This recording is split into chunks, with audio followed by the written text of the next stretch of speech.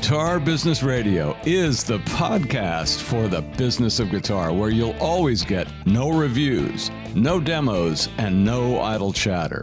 From players to CEOs and in between. If you have a professional or business connection to the world of guitar, this show is your window to insight and information you won't get anywhere else. I'm Jeffrey D. Brown, and I approve this message. So let's get to it. From Guitar Business Media, welcome to the 50th episode of GBR. This is a very special show for many reasons. It's our golden first anniversary show. You know, and I'm really big on celebrating milestones, and you should be too. You don't have to get excited about our milestone, although we'd be quite happy if you do.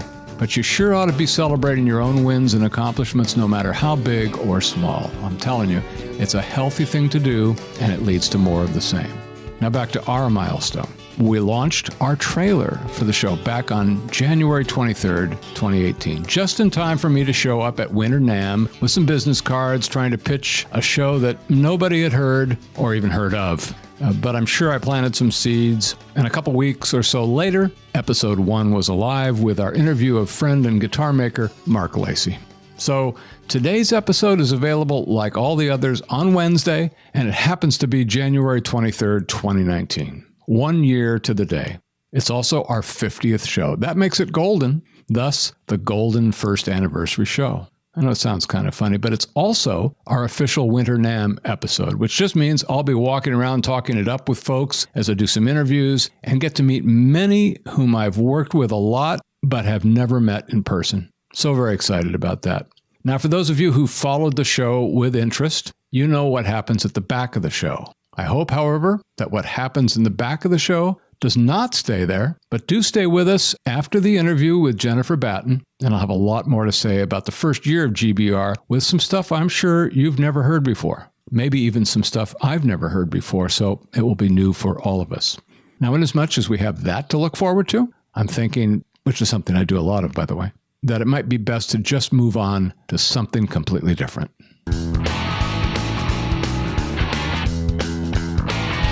Jennifer Batten has had quite an amazing career. She rose to fame early on, landing her now famous gig with Michael Jackson, with whom she worked with off and on for about 10 years, performing on 3 world tours, and of course, who can forget the Super Bowl?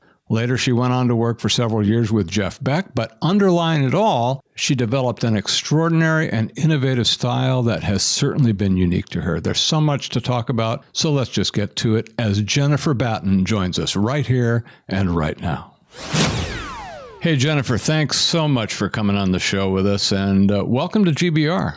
Thanks. It's good to be here. It's a different kind of podcast. It is. Well, that's the point. You know, that's the direction I'm going. Different. I like that. Thanks for acknowledging that. I appreciate it. So let's dive in. First, in our so-called foundational segment, as we often call it, I want to ask you a little bit about your earlier life to the point where you actually got into the business of guitar. We like to know what kinds of things were the most impactful in setting a course that would ultimately get you to where you are today. What can you tell us? It was basically between Beatlemania and my sister having a guitar and me being jealous that I wanted my own.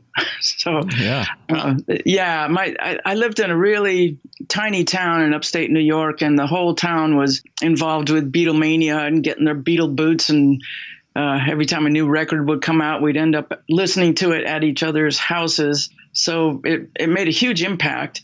And my dad was into music also, a big jazz freak. So music was a big deal in our house, and it was always playing if he was home. Mm-hmm. So did that manifest in any way early on through school or high school or anything? Did any of that start to take shape for you, or was it later? Well, in school itself, there was no guitar. I played clarinet in 5th grade and I guess flutophone before that. But I took lessons ever since I got my first guitar when I was 8 years old, which that was a big deal. I remember I cried at my first lesson. It was with my sister and my dad in the room. And years later, I look back and I feel sorry for the teacher. So you started playing the guitar early on, and did you play through school? Is that something you did on a personal level, or? Yeah, I always took lessons outside of school. So it just depended what teacher I had, and I changed many times. The first teacher in upstate New York was teaching me to read out of the Mel Bay books. Sure. And then the family moved to California. I ended up with a folk teacher, so I got my right hand together with a lot of different finger-picking styles, and the family moved again. I ended up with a blues teacher and then a rock teacher, and it was really good to have influence in all those different genres. Sure, a lot of diversity. So by the time you were, say, through your high school years, how would you assess your playing ability at that point? Oh, I sucked. Oh, okay. All right. Well, that's a good, straightforward assessment. I mean, I'm sure I didn't think I sucked back then, but all those teachers that I had, I learned a lot of songs and a lot of techniques, but nobody ever taught me scales or chords beyond basic first position chords. Yeah. So it wasn't until I went to a guitar symposium that Musicians Institute was doing when they were first revving up with only a guitar school. And while I was there over the weekend, I auditioned to get into the school, and I flunked. Oh, and that's when it was called GIT in those days, probably, right? Yeah. Much easier to say.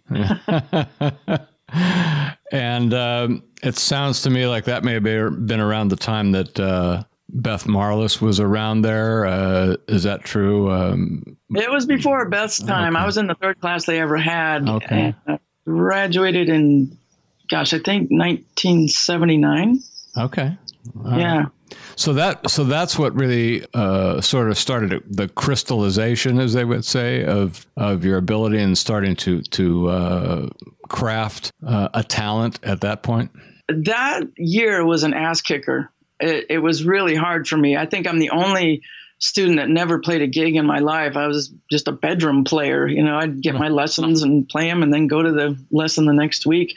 So it was cool in that I was surrounded by people that everybody was on a higher level. So I just put the nose to the grindstone and did my best to eat, sleep, play guitar, and nothing but for that solid year and for many years after that. Yeah, so that's a pretty good foundation to get started. So now you're still pretty young, and at some point you got out of there and started to do what? What was your first? In fact, let's talk about that. About some of your first experiences dealing with the business of being a professional player and a performer. And I'm assuming that at some point you started doing that. Is that correct? Yeah, I started teaching right away, which was great because it really helped solidify the things I had learned in the school, which was ultimately pretty overwhelming. So I was kind of sourcing through everything I had learned and really solidifying it and also upping my communication skills, because when you're trying to teach somebody and they don't get it, you need to come up with another way to communicate so they do get it. So that's the overall skill that's really carried on through my life. And then playing with different people and eventually ending up in a band I stayed with for 3 years, doing all kinds of music. We ended up doing weddings, which is probably the toughest gig out there because you got all these different age groups and you need to start with jazz and quiet. And then as people are drinking and the old folks go to bed, you got to come up with all kinds of different material. And when I first joined them, we were doing fusion, which I was really, really into. And then that morphed into doing cover band stuff and then weddings. And it was a really, really great time to cut my teeth in playing live. So did you make a living at it in those days, or was it just supplemental income, or did you make any money at all? We will call it scraped a living. Yeah. I did not live in the lap of luxury for sure. Well, that's understandable.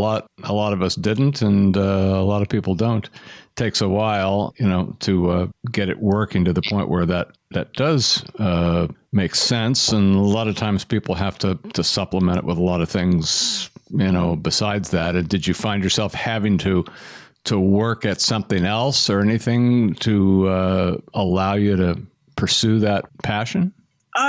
When I got out of school, it was a two-income household. After a couple of years, I moved to LA and I was on my own. So I ended up being a security guard from midnight to 8 and then doing lessons in the afternoons. So that was an ass kicker while I was building enough students to make a living off of. But eventually it was all from teaching. And I think 2 or 3 years after that, I ended up in Michael Jackson's band. So that was a hell of an income. Yeah, and I kind of want to talk about that because that's a big step. But it seems to me and I wasn't aware of the teaching aspect of your career that early on, because I know that you've gotten into it later, and we're going to talk about that. But I guess I want to ask you one final question about that period prior to getting on with Michael Jackson. Were there any early lessons, and not guitar lessons, but any just sort of work lessons, business lessons, things that you might have learned at that time that stand out? Anything stand out at all? You learn pretty quickly if you get stiffed, Yeah. how to work around that. I've had all kinds of lessons along the way. It's not happened a lot, but when that happens, you do rethink things and really reevaluate your worth. And the one standout for me is I was flown to Birmingham, England to do a one-off thing. And I threw out a price that I thought was reasonable for just a one-off. And the guy in charge of me didn't pay me at the end. And then he said he'd meet me in the morning and pay me, and he didn't show up. And I flew back so angry. I did get paid in the end, but I thought, you know what? Just to fly from the West Coast to England and back, that's worth X amount of money in just brain damage. Sure. And what it does to your body and the jet lag and the whole thing. So that was a big learning curve. And so now if I haven't worked with anybody before, it's always, you got to do an advance and a contract, and, there's no bro deals unless I have worked with you before. Yeah, that makes a lot of sense. Let's move on a little bit now, because you already kind of broached the next topic that I want to get into. And I really want to now spend some time talking about some of the significant milestones in your career. And like you said, many of us knew of you early on through your association with Michael Jackson. So maybe we can just start there and talk a little bit about how you got that job, and then maybe what things surprised you the most about it once you got to doing it. So it's a two-parter, I guess. I got the job actually because, in part because David Williams, who had played with him for years and years and years since the Jackson 5 days, was out with Madonna. So he did auditions for new players. And I was lucky enough to hear about the audition because there was one of his guys called up Musicians Institute who had a referral service by that time and was looking for a couple players to come down and audition. And I was one of the lucky ones that even got a call to do that.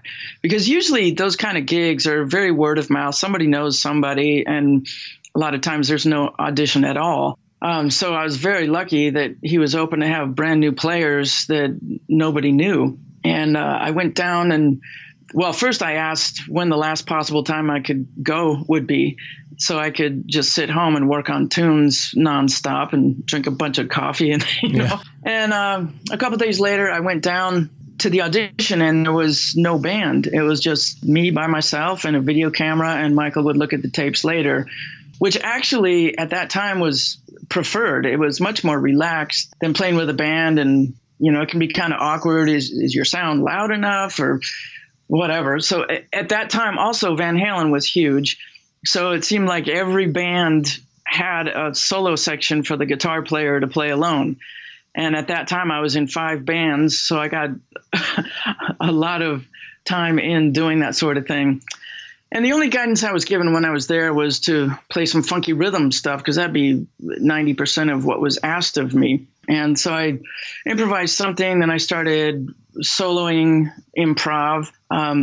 I had just about that time finished a demo for my first record with producer Michael Sembello, and I had done a tapping, 2-hand tapping solo that I worked out for John Coltrane's Giant Steps. Mm-hmm. So I played that, and then I ended with the Beat It solo because I had been playing that in the cover band. So a couple days later, I heard he was interested. They asked if I could take a year off. I said, take me anywhere for any length of time.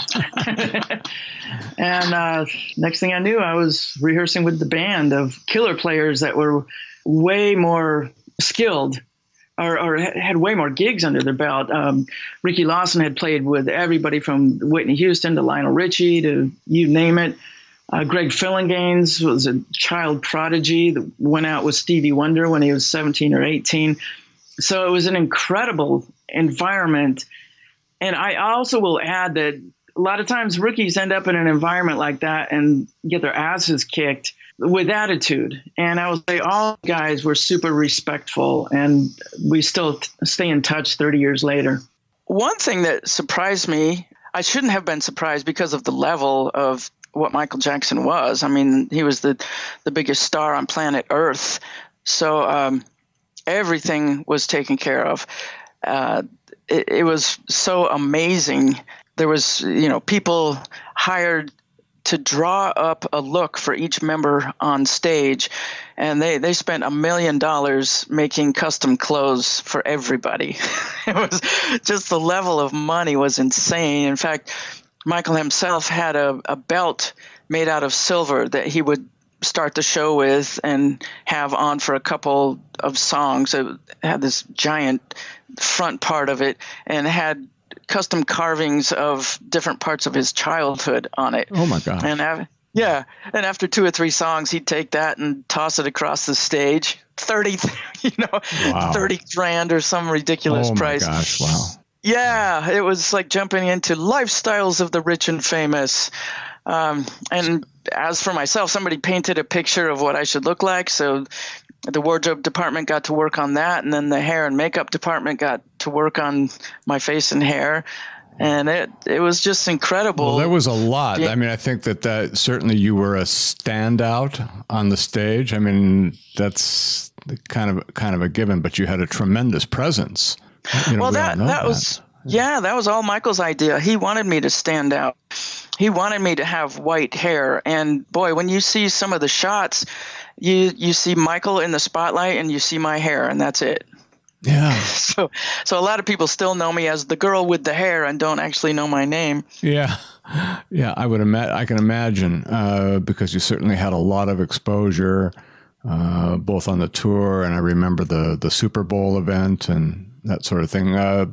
Tell me a little. Well, there's so much to talk about there, but I am kind of interested in and I'm sure the listeners would be too, and you've been asked 1,000 times anyway, about the Super Bowl. But what can you tell us that was kind of interesting about that? It was really, really fun in that I knew it was going out to a ridiculous amount of people across the world. One of my memories is that it's the first time I ever really thought that Michael was nervous. He was just kind of spacey at rehearsal, and I could just imagine the pressure, because anything that happens, that's live and forever. Yeah, for sure. We know. Yes. Yeah. So another thing that shocked me is when we first did a run through in the stadium when it was empty, the echo was so bad that the dancers couldn't dance. So the sound guy had to create a delay so that wasn't in our ears, so we could actually hear the beat as it should be. So that was enlightening. Wow. And I'll also say I didn't know half the stuff that was going to happen. I knew my part and the tunes and the medleys and all that, but I didn't know there was going to be impersonators on top of the scoreboards. I didn't know the kids were going to be there at the end with all the cards that made graphics. Yeah, that was, in fact, if you if you do a freeze frame when the impersonator jumps up on the first scoreboard, I'm just looking at them. I'm just going, whoa. And you're in the midst of playing at the same time? No. I don't remember that part of it. It's been a long time. So. Yeah, I think that was right before the playing began. Oh, okay. All right. Some very, very exciting times. And I mean, a couple of the things that jumped into my brain in thinking about that is I'm kind of curious about what the larger effects of that relationship, of that gig and connection were on your career in general. Were there things that obviously manifested as a result of that? Sure. It opened up every door for equipment, endorsements, and still does. I mean, people know me from that way more than from Jeff Beck, just because the audience is 10 times bigger or 1,000 times bigger. Yeah, I mean, just anything that attaches to your resume that big is going to last a lifetime. And it doesn't matter what gigs I get in the future. Nothing will ever be that big. And I hear and I've seen introductions of you and whatnot, and that's always the first thing that people bring up and they reference. And I understand that. I've talked to a number of players that had a lot of early success and spotlight, but they sort of moved away from that part, and they've kind of wanted to include that, but sort of not allow it to diminish what they had done in the rest of their career. But I'm wondering, I would think you would be good with that reference even today. That's something that you're happy to have referenced in your history? Yeah, I don't have a problem with it at all. It's not like I was playing with Tiny Tim and have to play ukulele for the rest of my life, Right. I mean, I still love his songs. They were very well written and very catchy. And boy, you can go see a cover band, they'll be playing anything. And once they hit a Michael Jackson song, everybody gets off onto the dance floor. So I don't have a problem with that.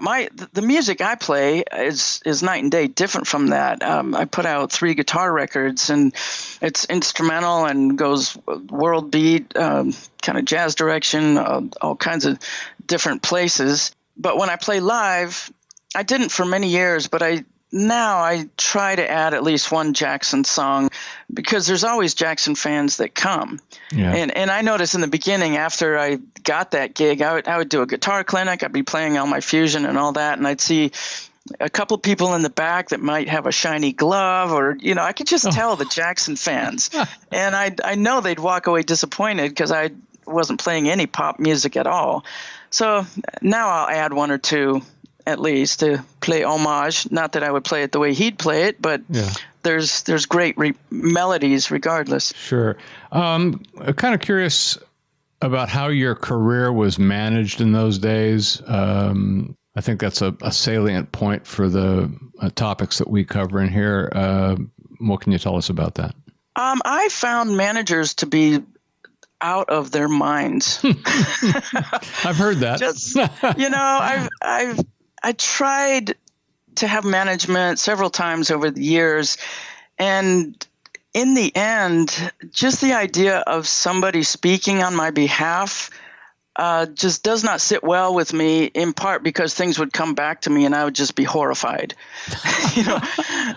Just lies they would tell people, and the people would get back to me, and I was like, oh my God. So 99% of the time I've managed myself, and I have not gotten to the level of a Britney Spears or Michael Jackson where I really need a team of people to deal with stuff for me.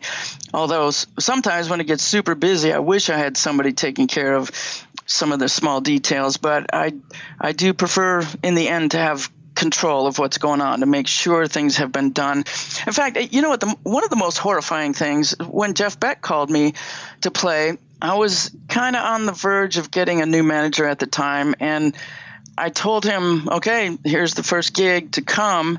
You can be the go-between, But I'll tell you what, I would do this gig for coffee because it meant that much to me. It's not about the money. And then I found out immediately his first call was saying, well, Jennifer Batten was with Michael Jackson and she's used to making X amount of dollars. And I was just absolutely horrified from that because, Jeff didn't bring in 50,000 people every night. It's more like 5,000 people. And it worked out in the end, but that could have been a deal breaker with him. Yeah, I can understand that. Yeah. I prefer to do the talking myself. So you haven't used an agent? Have you used an agent at all during the time? Yeah. Yeah, agents are fine, but managers. Yeah, big difference. That's a whole nother thing. There's a big difference. Big difference. Yeah. You mentioned Jeff Beck, but before we get into that, I just had another thought. Because you referenced releasing some of your own work and some albums, and want to talk a little bit about that, about the mechanics of it. What did it take to make that happen? Kind of what was the overall result, or what has been the overall result of that? Well, my first record was released a couple years after the Bad tour. In fact, it was released just as I was getting a call for the Dangerous tour. So I used the Dangerous tour for publicity for that record. And the only tour that Michael ever did of America was the Bad tour, and I didn't have a record out at that time.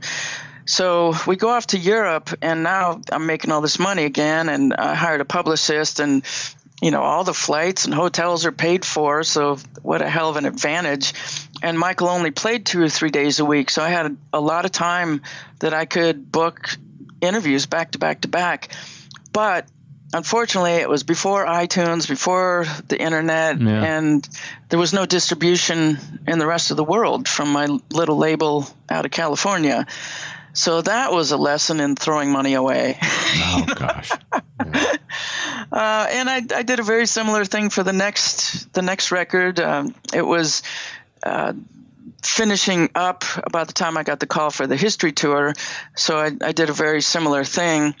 And I can't remember where the internet was at that time, 98. Yeah, so it was in its early stage. We called it Internet 1, Web 1.0, and bubble hadn't burst yet. It was about to. Yeah. It was about to. It was a long way from streaming and iTunes at that point. Of course. So because I was not happy with the record label not jumping on it and getting distribution in Europe and the rest of the world to take advantage of that, I had the bright idea of being my own record company for the second and third records. Mm-hmm. And what I learned from that is I suck at business. Oh.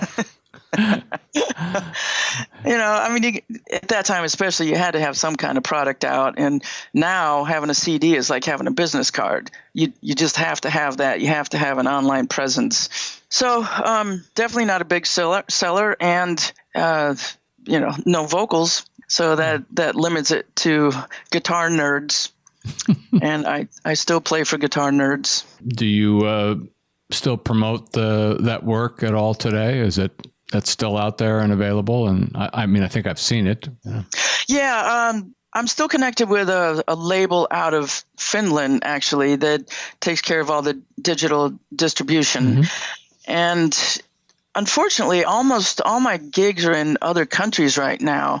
I'm always going to the UK and Europe and South America. And because of airline restrictions, I can't take a pile of CDs with me.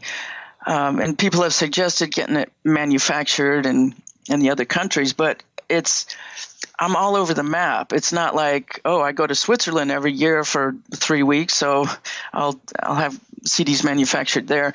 I'm always jumping on a plane, and it's different every year, so I just have to rely on digital distribution. So I know that you've told me in the past that you do spend a lot of time across the ocean. What do you attribute that to? There must be a reason that you have that kind of base over there and not so much here. I think in general that Europe and UK have more reverence for artistry, and I think America is more into the pop thing, whatever's popular right now, and give me something new next year and next year and next year. Right. that's just the vibe I get. There's a lot of us. A lot of Americans go to Europe for work, and when we come over here, it's just to play for fun. Right. Although I have toured America. I did a tour about 3 years ago now with Willie John Roth and Andy Timmons. Mm-hmm. That was a Sleep on the Bus tour, which I always say there's a last time for everything. Oh, gosh. Yeah, no, that's very true. Let's backtrack a little bit because I've kind of got the order of things by my own doing here, undone.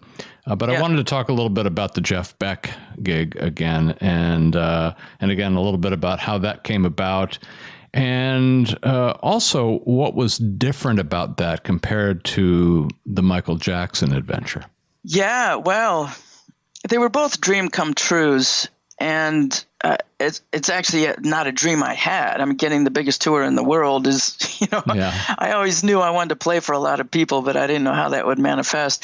But I had been, and I was a Michael Jackson fan ever since, I suppose, the Jackson 5, but mostly from Off the Wall on. But with Jeff, I was so deep into his music. I learned every one of his solos on 2 CDs, on Blow by Blow and Wired.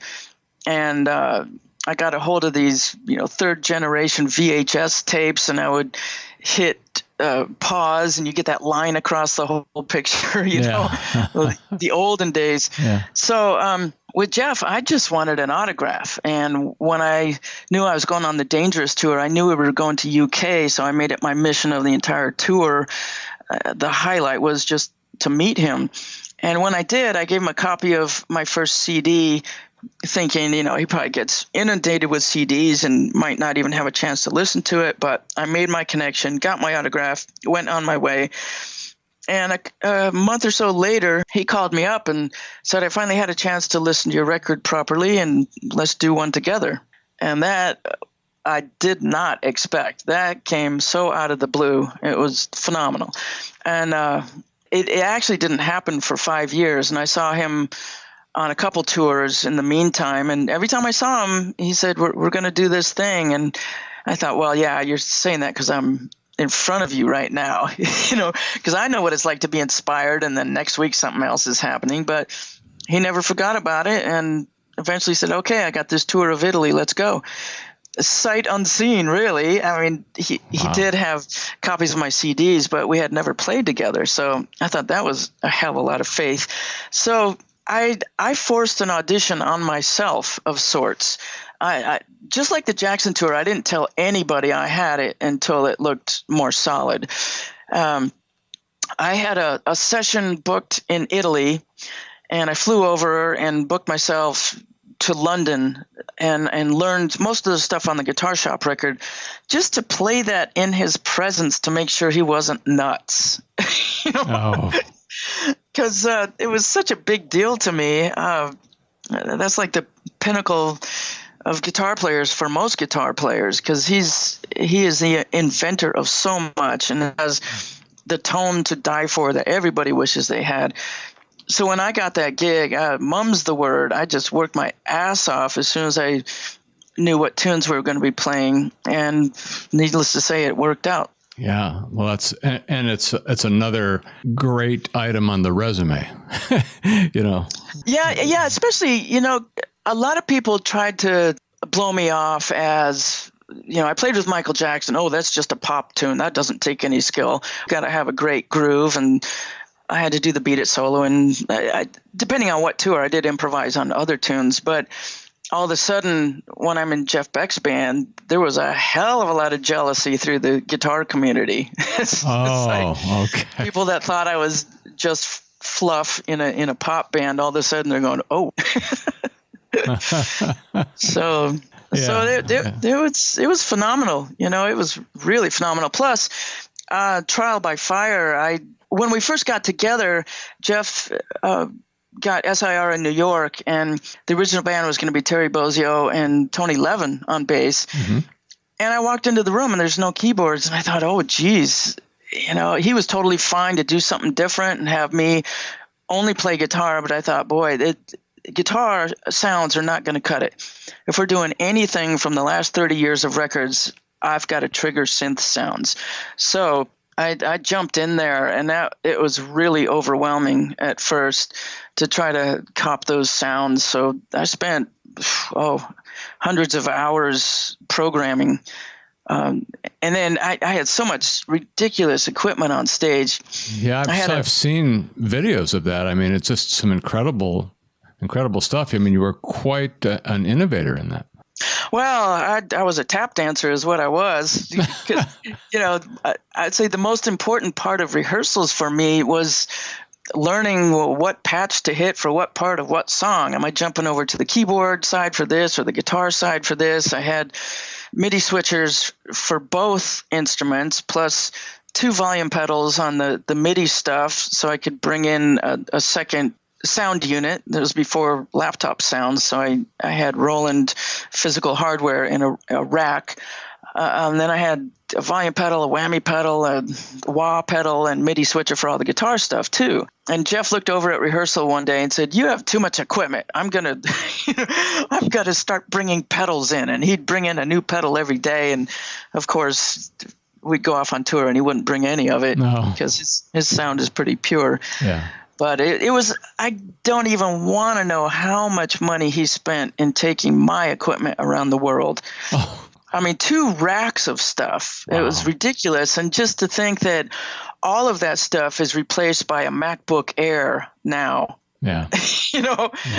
It's just night and day different. Well, you certainly developed an incredible style and a presence, which has always been there and continues. I wanted to touch a little bit on the education side of the business. And you told us earlier in the interview that you started teaching pretty early, and you kind of jumped into that. So knowing that you've been doing some things on the education side, you've written some books and you've done clinics and some other things.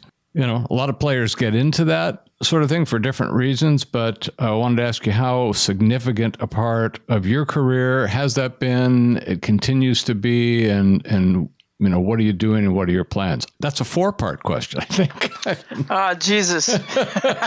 Well, you're going to have to remind me of half. I may. I'll have to remind myself. Yeah, I started teaching right out of GIT. When I got the Jackson tour, obviously I was on the road, but between all the Jackson tours, there was 3 of them over a 10-year period. I went back and taught at GIT. And one of the courses that I taught was just called Open Counseling. It wasn't actually a course. It was a free-for-all. So anybody that wanted to could come in and hang out, and I would show them stuff. And I would a lot of times get the same people coming back. So the benefit of that for me was I would go home and think, oh, God, what can I show them this time? I just felt like I told these guys everything I know about music.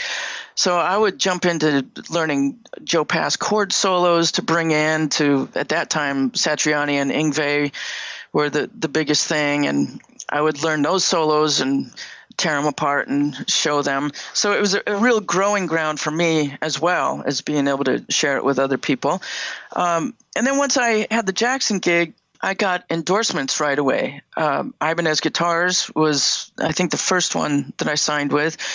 And especially in the 80s and early 90s, a lot of the companies would send people around to different music shops around the world to do guitar clinics. So I did a ton of those for them and a lot for Digitech as well. And working with Digitech, every new product that they came out with, I had to learn and then take out and demo it.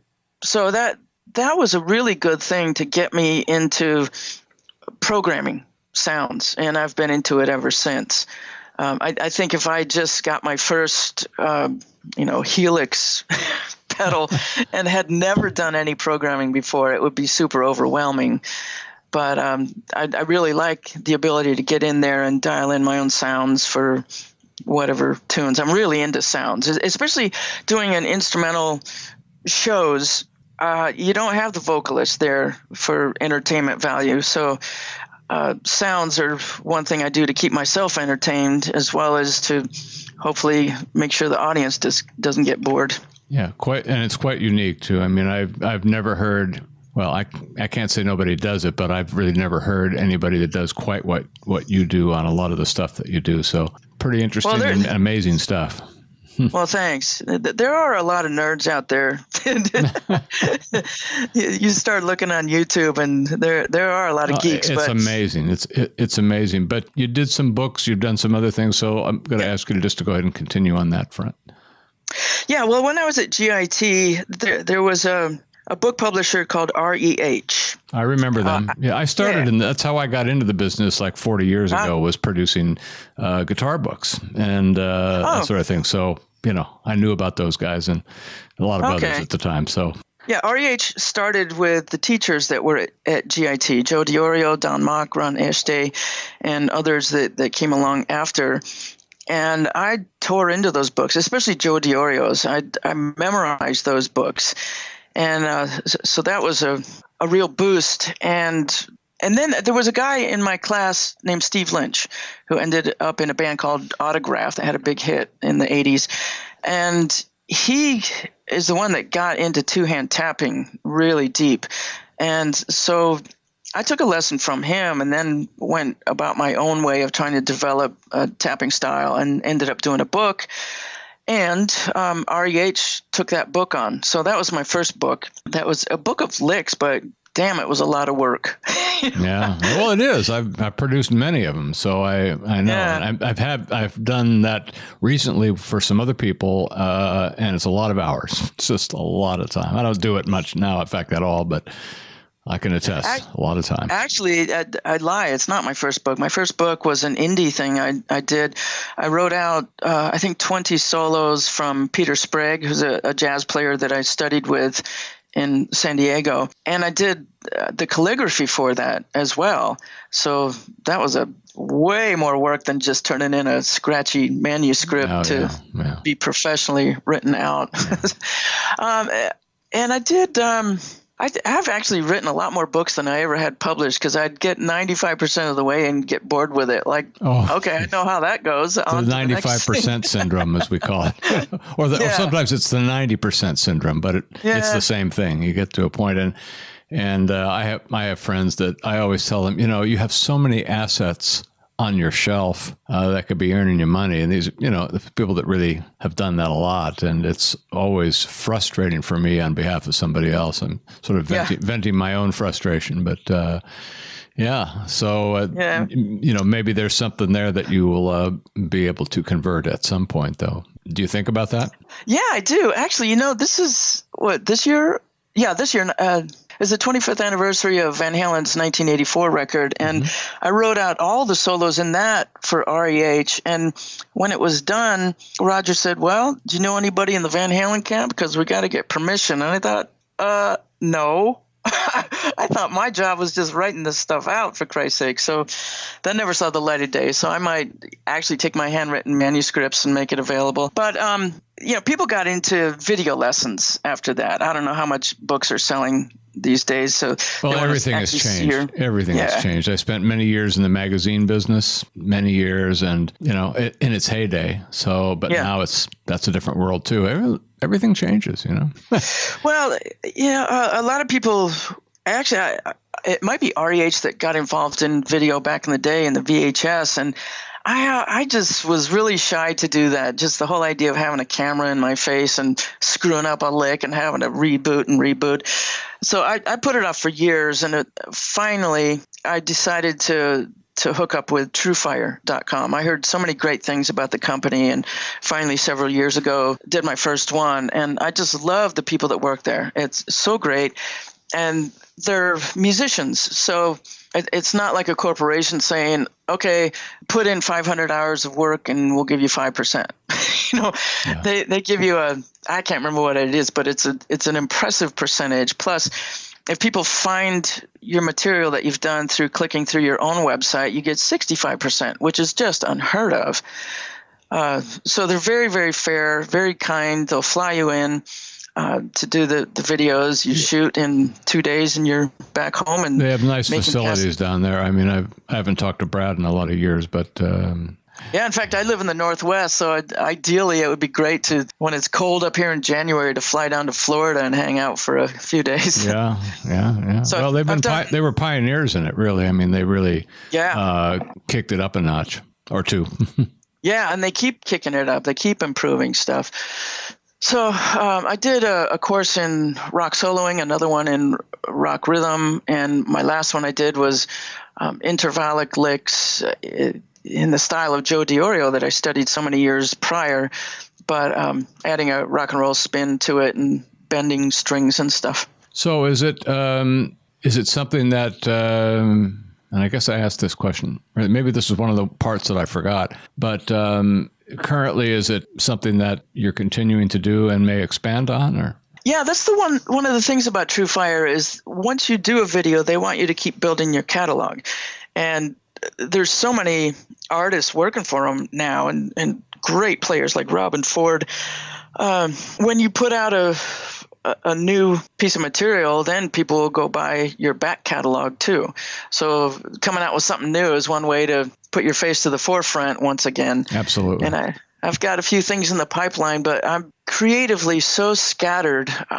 I'm doing visual arts and always working on the next tour. And, for the first time in many years, I'm putting together my own band to play in the Northwest. So it's, I wake up in a panic, actually. What direction do I go in today? Well, I will tell you, if you ever listen to the end of my show, without spoiling it, but I mean, because I'll say it anyway, I always end with this little saying about staying positive and staying focused on the destination, but always keeping your options open on how you're going to get there. And, I live my life and run my business that way under those guidelines. And it does really help because we don't always, in fact, rarely have all of the answers on how we're going to get someplace we want to go. But and a lot of times, if we set up a narrow pathway, that washes out and we haven't left ourselves open to other possibilities, we're kind of dead in the water. So sometimes it's okay just to have that bigger sort of destination or multiple destinations and know where you're going and allow the pieces of that puzzle to flow in, not fret about it too much because that really stifles it. But it sounds to me like you have a lot of options, and I guess it kind of leads me to one of the last questions I had is about these last 10 to 15 years since you've been not doing Jeff Beck, not doing Michael Jackson, doing your own stuff. How would you describe this period? And moreover, are there any directions that you've gone that turned out to be unexpectedly positive for you? Or your career? Can you think of anything? Oh God, yeah. I think my philosophy is similar to yours in staying open. I really believe that if you just put energy out and immerse yourself in the area that you want to go, then the universe will pick it up and throw back at you what you need. You say it well. I'm a big believer in that. I would tell you 30 days before I got the Jackson gig, I was super frustrated because I was in half a dozen different bands playing in LA. And when you're in original bands, you might play once or twice a month. And I wasn't happy with any of them. And I just started focusing every day on I just wanted to be in the right band. And I wasn't any more definitive than that. Just the right band for me. And blam, 30 days of focusing on that. Well, that's a manifestation, if there ever is one. That's for sure. Yeah. And nowadays, for the last 20 years since Jeff, I'm kind of just going with the wind. And I keep getting out there and playing, and things happen. Well, for instance, last year I did my first ever 5-day workshop in Germany, and I met some great players there, just fantastic players, and friendships formed because it's kind of an intense thing to 5 days straight with the same people. I can imagine, and just going a lot of hours a day. And one of the women I met there, great blues slide player, I'm not going to even try to pronounce her last name, but her first name is Erja, E-R-J-A, Erja. So we kind of bonded there, and now I'm doing a 3-day tour of Finland with her coming up next month. So things can really domino like that, and when your presence is out there, I get a a lot of calls for sessions. Finland's an interesting place. I have a couple of folks that I know. One of them is Juha Rukangas, who's famous Finnish builder of guitars out there. And I've known him a long time. In fact, I had him on the show, I don't know when. Also, Richard Smith, the professor from USC and player. Sure. Just spent the fall teaching in Finland, and gave me a lot of information about that. So there must be something going on there. Yeah, well, thankfully the universe still loves music, and there are people that still want to learn. That it can really inspire people. I'm just out there doing what I can. And in fact, I'll say that the single greatest compliment I ever get is when people tell me after I've played a show that they felt inspired, because I know how that makes me feel. If I go see a show and I'm inspired, there's no replacement for that. You can't buy that in a pill or a bottle, It's just, well, some people certainly try, though, don't they? Well, yeah. As those words were coming out, I thought that wasn't the smartest thing. Well, that's the reality, though. Have to acknowledge that. We've all tried it, I suppose, but didn't say that too loudly. Let's kind of close out on a sort of as we talk about here, perspective. Let me ask you, looking forward on a broader scale, the big picture, what's your biggest concern about the business that you're in right now? And then on the opposite side, what are you most optimistic about? Only two parts. Yeah, it's... ever since the internet, it seemed like the most positive thing in the world when it first happened. But people can get your music for free. So, if I'm going to spend $10,000 making a record and I'm not going to get that money back, there's not a lot of motivation to do it. And the people in all arts, the same thing is happening. Somebody comes up with an interesting identity with sculpting or painting.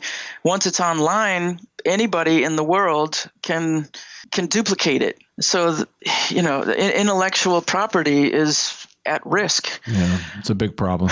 Yeah, it's a huge problem. And, people always say, well, they can't replace you live. Well, last time I was in Japan, one of the biggest artists was essentially an anime character. Oh. And they would have concerts with a hologram of the anime character. That's where I was thinking you were going to go with it. That's perfect. So with AI, I just throw up my hands and am thankful that I'm still able to play and people still want to hear me.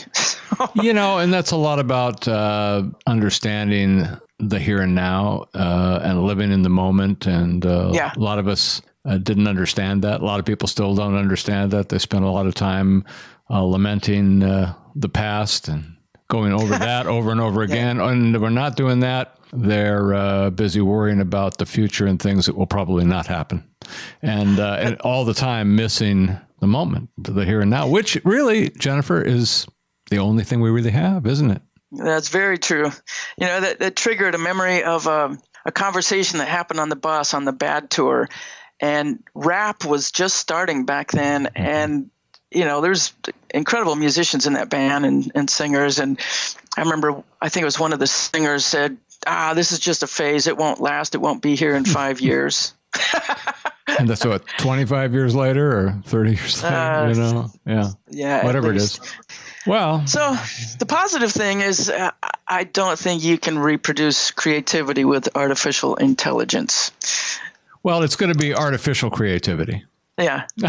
I guess. Well, there's something to be said about the human source that I still believe in and run off of. I hope so. Yeah. I hope so. And that's it's part of the spirit, part of the human spirit, and the human mind and the creative ability that all of us possess in one form or another, whether we believe it or not. I believe it, though. So been doing it most of my life, except for the times that I've been in sales. And then I've still called to the right brain. So kind of a hybrid sort of character. But thankfully, that allowed me to survive a lot easier than if I was just doing one or the other. But just such an interesting chat. Really, really enjoyed it. I'm really grateful that you took the time to come on. I know our listeners are going to enjoy hearing from you, and I hope that we can stay in touch and Sure. catch up down the road and see what else is new and follow along. Sounds like a good plan. Thanks for hooking up with me. I really appreciate it. Take care, and we'll talk soon.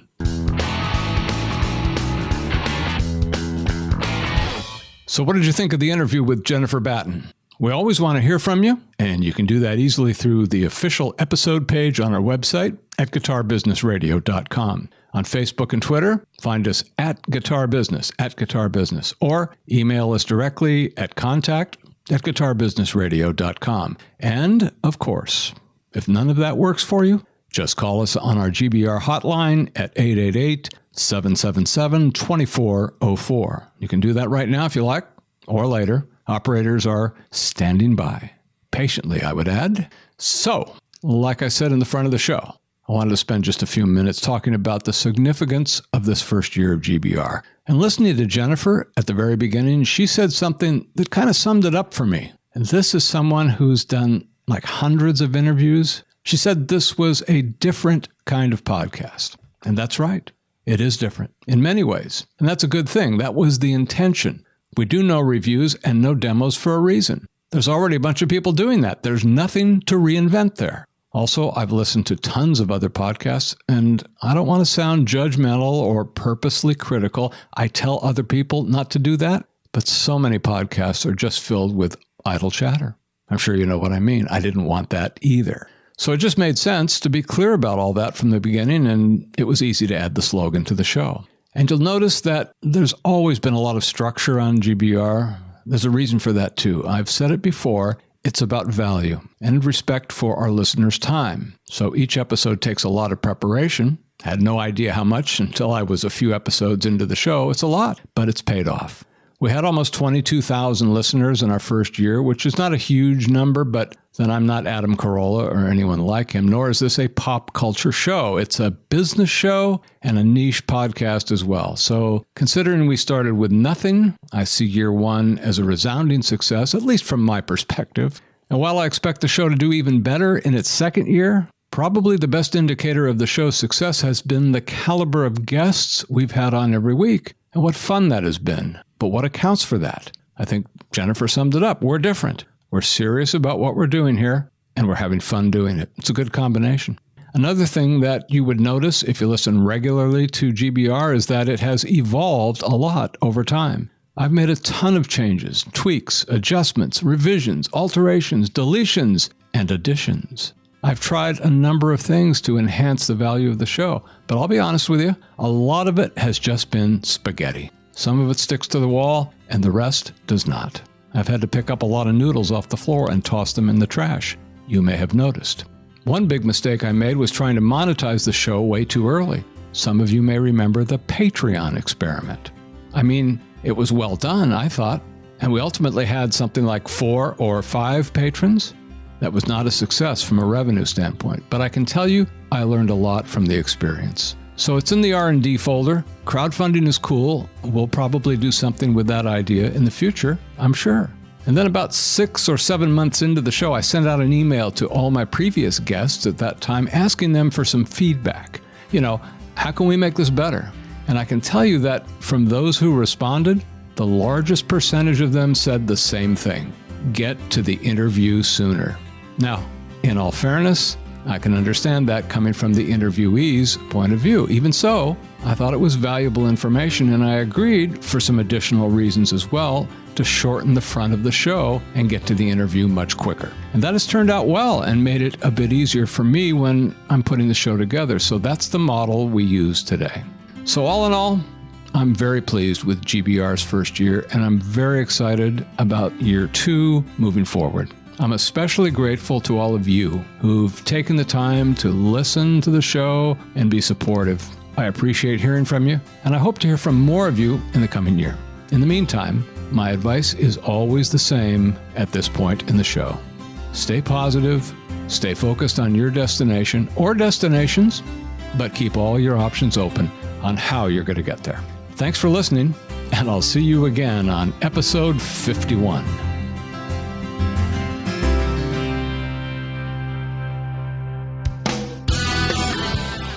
And that's it for this episode of Guitar Business Radio. Thanks for being with us. You can stay tuned and stay in touch at guitarbusinessradio.com.